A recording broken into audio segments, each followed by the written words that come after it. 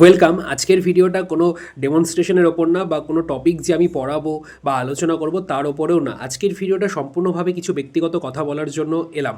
আচ্ছা, সামনেই হয়তো ২-১ দিনের মধ্যে বা ৪-৫ দিনের মধ্যে মানে ফার্স্ট উইকের মধ্যে আমাদের রেজাল্টটা দিয়ে দেবে। তো এখনও আমি ভেবেছিলাম হয়তো এখন সবাই এটা নিয়ে চিন্তা করা ছেড়ে দিয়েছে। কিন্তু দেখলাম যে না, অনেক গ্রুপে, অনেকগুলো ইউটিউবে, ঠিক আছে, এখনও কাট আপ নিয়ে কথা হচ্ছে, এখনও চ্যালেঞ্জ কোশ্চেন নিয়ে কথা হচ্ছে। ঠিক আছে, তো আমি প্রথমে আপনাদেরকে একটা কথা বলছি, আপনারা ভেবে দেখুন যে আমাদের হাতে কি কিছু আছে? আমাদের হাতে কিন্তু কিচ্ছু নেই। ঠিক আছে, যেই ইউটিউব চ্যানেলটা বা যেই ব্যক্তিটা আমাদের মনের মতো কথা বলছে, ধরুন আপনি ধরুন 40 পেয়েছেন, ঠিক আছে, আপনার আছে ধরুন ওবিসি বি। এবার আপনার মনে সংশয় হয়েছে যে আপনি পাবেন কি না।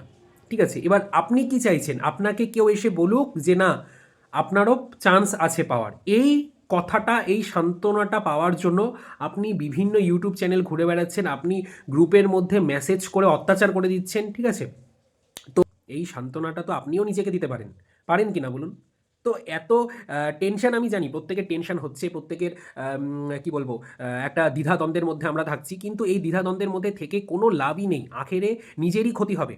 কারণ আমার নিজের ১.৫ মাস নষ্ট হয়ে গেছে এই দ্বিধাদ্বন্দ্বের মধ্যে থেকে। তারপর লাস্টে আমি ঠিক করলাম যে না, আমার হাতে কিচ্ছু নেই, আমার হাতে 1%ও নেই। হ্যাঁ, যেটা আমার হাতে 100% আছে সেটা হচ্ছে যে আমি নিজেকে ইন্টারভিউর জন্য তৈরি করব। সে আমি চান্স পাই আর না পাই, যদি আমি ধরুন চান্স যদি পেলাম তো ভালো, ঠিক আছে। এবার চান্স পাওয়ার পরও আমার হবে কি না তাও আমার হাতে নেই, ঠিক আছে। কিন্তু যদি আমি নিজেকে তৈরি করি তাহলে কি হবে বলুন তো? তাহলে আমার সাথে কিছু অ্যাড হবে, আমার সাথে কোনো একটা স্কিল হোক, কোনো একটা দক্ষতা হোক, কোনো একটা ইনফরমেশন হোক, এটা অ্যাড হবে। আর যদি আমি নিজেকে তৈরি না করে ইউটিউব ঘাঁটি, গ্রুপের মধ্যে লিখি, চ্যালেঞ্জ হওয়া কোশ্চেন লিখি, কী হবে?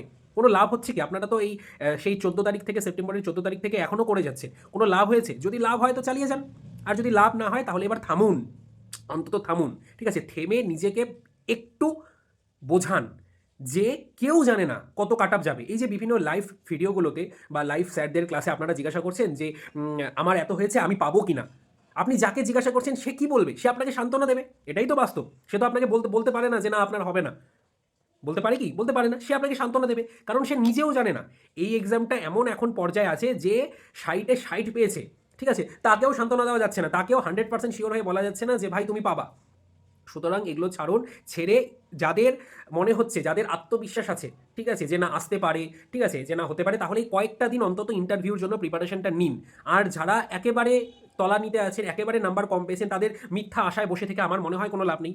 ঠিক আছে, ধরুন যারা 25 পেয়েছে, যারা 28 পেয়েছে, তাদের কি বলবো, তাদের একমাত্র পিএইচ ক্যান্ডিডেট ছাড়া তাদের আর আশায় থেকে লাভ নেই। তারা কি করুন, তারা সামনের যে এক্সামগুলো আছে বা আপনারা অন্য যেই সমস্ত কাজগুলো করছেন সেগুলোতে ঢুকে যান ভাই, দয়া করে সেগুলোতে ঢুকে যান। এটা নিয়ে থেকে, ঠিক আছে, নিজেকে এবং নিজের আশপাশটাকে অসুস্থ করে দেবেন না, এটা আমার রিকোয়েস্ট। ঠিক আছে, আর দেখুন, আরেকটা কথা আপনাদেরকে বলি, এই যে যারা অনেক নাম্বার পেয়েছে, ঠিক আছে, যারা ধরুন 48 পেয়েছে, এডুকেশনের কথা কিন্তু আমি বলছি, 48-50 পেয়েছে, ঠিক আছে, তারাও সংশয়ের মধ্যে আছে।